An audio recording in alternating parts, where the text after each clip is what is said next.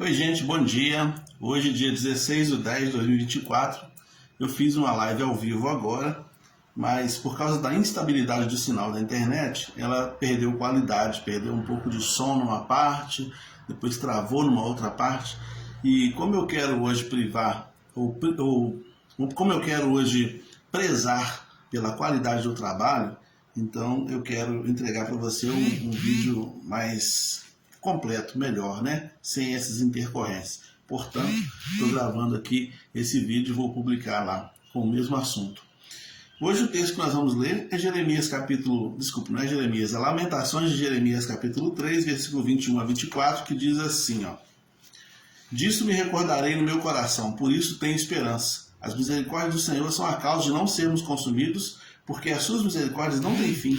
Novas são a cada manhã, grande é a sua fidelidade. A minha porção é o Senhor, diz a minha alma, portanto nele esperarei.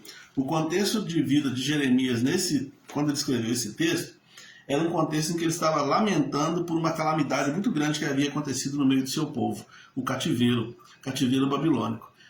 O reino do norte já tinha sido levado cativo alguns anos antes e desapareceu. Agora, o reino do sul estava submetido aos poderes internacionais de nações poderosas. Tinha sido destruído toda a cidade de Jerusalém, que era a capital do reino do sul, né?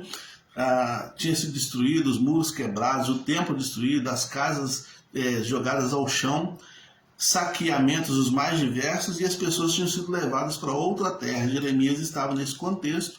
Ele não foi levado para a Babilônia, ele foi para o Egito depois, mas ele viveu consequências seríssimas disso. Ele apanhou, ele foi jogado num poço, ele teve diversas situações desastrosas na sua vida, e então ele escreve um livro de lamentações. Ele vai lamentando toda aquela calamidade que estava acontecendo na vida dele. Entretanto, nesse versículo que a gente leu, nesse versículo 21 especificamente, ele fala assim, disso me recordarei no meu coração, por isso eu tenho esperança. E que em uma outra versão ele fala assim, quero trazer à memória as coisas que me dão esperança. E quais são essas coisas? Aí ele fala a seguir, as misericórdias do Senhor, que são a causa de nós não sermos consumidos, as suas misericórdias são novas a cada manhã. E ele fala assim, a minha porção, ou seja, a minha herança, o que eu tenho como a coisa mais preciosa para mim é o Senhor, por isso nele esperarei, versículo 24. Então, Jeremias faz aqui uma coisa que é muito falado hoje em dia, né? Uma matéria que tem sido muito falada sobre ela ultimamente, principalmente no mundo coach, né?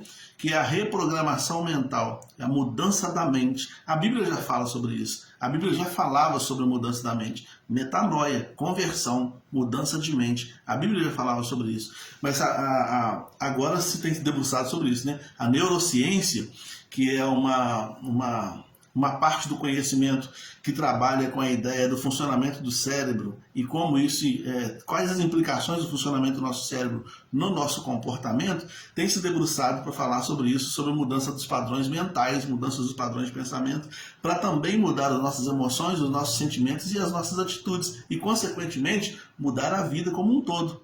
Mas aqui na Bíblia a gente já tem essas informações desde antes, né?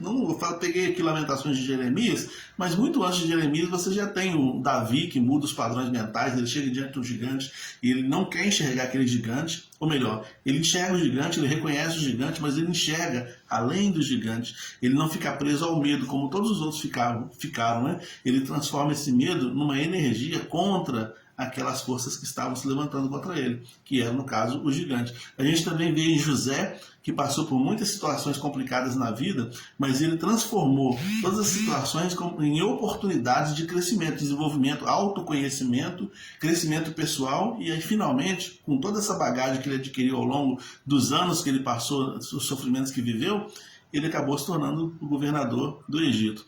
Então, reprogramação mental é uma coisa que está presente na vida do ser humano desde sempre. Desde sempre eu tenho várias formas de enxergar a mesma coisa, eu tenho pontos de vista diferentes de enxergar a mesma coisa. Aqui, Jeremias não nega que está acontecendo um cativeiro, muito pelo contrário, ao escrever um texto chamado Lamentações, ele lamenta com profundidade tudo que ele está sentindo do que está acontecendo ali. Ele lamenta mesmo, ele chora por causa disso tudo. Entretanto, ele decide falar assim, mas eu quero colocar na minha cabeça outras coisas. Eu quero trazer a minha maneira, eu determino pensar outras coisas, eu determino outras formas de pensamento, outros padrões de pensamento para eu conseguir sobreviver a essa situação e mudar, inclusive, a perspectiva do meu futuro. Entende? Então não é um negacionismo, ele não negou o que estava acontecendo, ele só mudou a perspectiva, a maneira de enxergar aquilo. Esse é um conselho muito bom para a gente, né? É uma coisa muito boa, porque na verdade os nossos padrões mentais, via de regra, eles são para baixo. A gente só pensa negativamente sobre nós. A gente acha que as coisas vão dar certo para o outro, para a gente não. A gente acha que o outro é inteligente, a gente não. A gente acha que o outro vai passar na prova, vai passar no vestibular, o outro vai conseguir aquele emprego, o outro merece aquele salário melhor, o outro precisa ter mais saúde, mas a gente, sobre nós, a gente sempre joga a nossa cabeça para baixo, a nossa mente para baixo, nosso pensamento está sempre puxando para trás, né? A gente precisa reprogramar. Por que o nosso pensamento puxa para trás? Por causa do homem velho. Por causa da herança adâmica que precisa ser aniquilada, né? A herança de Cristo precisa nascer em nós para mudar nossos padrões mentais. E Paulo também fala sobre isso em Romanos capítulo 12, versículo 2. Ele fala assim, ó, transforme a vossa vida pela renovação do vosso pensamento, renovação da vossa consciência, renovação da vossa mente. Então transforme seus padrões de vida, transforme a sua maneira de viver, sua maneira de enxergar a vida, seus passos, transformai-vos pela renovação do vosso entendimento, é o que Paulo fala, né? Então, a gente pode perceber isso na Bíblia o tempo todo, a mudança de mente, a metanoia. E também aqui em Filipenses capítulo 4, versículos 8 e 9. Nos versículos 6 e 7, o Paulo está dizendo que não devemos ficar ansiosos, não estejais ansiosos por coisa alguma. Então ele fala, ao invés de ficar ansiosos, apresenta diante de Deus em oração, súplicas, ações de graças, vai colocando tudo isso em oração diante de Deus, e aí a paz de Deus, que excede todo entendimento humano, vai cobrir o seu coração, vai preencher a sua alma. Aí nos versículos 8 e 9 ele fala assim, ó, quanto ao mais, irmãos, tudo que é verdadeiro, tudo que é honesto, tudo que é justo, tudo que é puro, tudo que é amável, tudo que é de boa fama, se há alguma virtude, se há algum louvor, nisso pensai. O que também aprendestes, e recebestes, e ouvistes, e vistes em mim, fazei, e o Deus de paz será convosco. Então, o que ele está falando aqui? Reprograma sua mente. Ao invés de você ficar pensando em coisas que vão te deixar ansioso, retroalimentando a sua mente com coisas que te deixam ansioso, que te deixam para baixo, que te destroem, que são nocivos à sua existência, transforme isso tudo em oração, coloque isso tudo como súplica, como ações de graças, e muda também a sua maneira de pensar. Versículo 8 ele fala isso, né? Tudo que é verdadeiro, honesto, justo, pense em coisas positivas, em coisas que te jogam para frente, em coisas que foram conquistadas na cruz para você. Pense nisso, nas coisas que foram conquistadas na cruz para você, para mudar sua mente, mudar seu coração, mudar os rumos da sua história e, além do mais, te dar a eternidade com Deus, né? Ter fé é um exercício de mudança de mente. Ter fé é um exercício de mudança de padrões, de pensamentos limitantes. A fé, ela nos liberta do pensamento limitante. Porque o pensamento limitante é aquele que você olha assim, a pessoa está enferma, não vou orar. Está enfermo, tem que procurar um médico, não vou orar. Por que a gente ora? Porque a gente quer romper com esse padrão limitante. Por que a gente investe contra aquelas coisas que são contra a gente? A gente investe em fé. Por que a gente dá passos em oração, em direção a coisas que a gente desconhece? É passos de fé. É romper com pensamentos limitantes. O pensamento limitante de Abraão, se ele tivesse, era ficar em Canaã. Mas quando Deus falou, sai da tua terra, da tua parentela para o lugar que eu vou te mostrar, então ele rompe com o pensamento limitante, ele fala, se Deus vai mostrar, então eu vou. E ele foi, sem saber para onde ia, disse o escritor aos Hebreus, ele foi sem saber para onde ia, e chegou. E chegou, porque ele teve fé, ele rompeu com o pensamento limitante, ele fez uma reprogramação mental. Abraão conhecia muitos deuses na Babilônia, onde ele morava. Mas agora um Deus novo se apresenta para ele, oferece para ele essa possibilidade de mudança de vida e ele aceita. Então, para eu viver neste mundo, eu preciso estar sempre reprogramando a minha mente. Meu pensamento não pode ser uma coisa aleatória. Meu pensamento ele tem que ter domínio, porque pensamento vira emoção, emoção vira sentimento, sentimento vira ação. Então, se meu pensamento ficar funcionando de uma maneira autônoma, de uma maneira descoordenada, e eu permitir que vários pensamentos vão se alojando e se repetindo na minha mente, a minha caminhada vai ficar comprometida.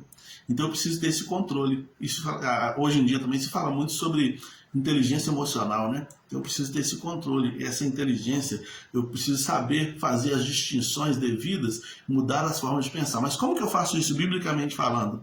Eu preciso reconhecer que eu sou um ser falido espiritualmente sem Jesus. Então, antes de Jesus entrar na minha vida, eu sou um ser falido. Tudo na minha mente é sempre para me jogar para baixo, sempre me puxar para trás. Isso eu preciso reconhecer. E eu vou distinguir os pensamentos que trabalham nisso, nessa puxada para trás. Eu vou distinguir cada um. Vou neutralizar cada um pela palavra. Jesus fez isso, não foi? Na tentação, o diabo falou para ele: transforma as pedras em pães. Ele, usando a palavra, ele falou: não, nem só de pão viverá o homem. Então ele mudou a mente. Ele estava mostrando ali uma mudança de mente a partir das Escrituras, colocando as Escrituras dentro do contexto da existência dele, né? Então, colocar novos padrões mentais na mente a partir da palavra. Eu vou começar a pensar minha vida a partir da Bíblia, a partir do que a Bíblia orienta, né? Lendo as Escrituras, observando, meditando sobre elas. Então eu vou saber como que eu vou redirecionar minha vida baseado nesses novos pensamentos que a Bíblia apresenta aqui, né, para mim. Obedecer a palavra. Não é só saber a palavra, mas obedecer. Porque à medida que eu vou obedecendo, minha vida vai sendo transformada, vai sendo mudada. É a metanoia, né? A mudança de mente, né? Deixar o Espírito Santo agir nisso. Ele vai regar essa maneira de viver e ele vai agir me dando novas diretrizes, né, para a mudança da minha vida de acordo com a vontade de Deus, né? Viver entre pessoas, me relacionar com pessoas que também têm os mesmos intentos, que queiram também transformar suas vidas a partir do novo pensamento em Cristo Jesus. Se eu fizer isso, minha vida vai ser transformada. Então que Deus nos abençoe, que Deus nos ajude a reprogramar nossa mente de acordo com a palavra de Deus. Não é negacionismo, negar que está acontecendo coisas na minha vida. Não é isso não. Mas a partir da palavra, como é que eu posso pensar essas coisas que estão acontecendo? Como é que eu posso redirecionar minha vida, buscar novas perspectivas a partir da palavra de Deus? Eu quero trazer à memória essa palavra, porque é ela que vai me dar um novo norte diante desses desafios. Deus te abençoe, tenha uma ótima quarta-feira, nesse dia 16, e logo mais à noite vamos falar sobre a humildade de Jesus e como isso pode ser aplicado na vida de cada um de nós.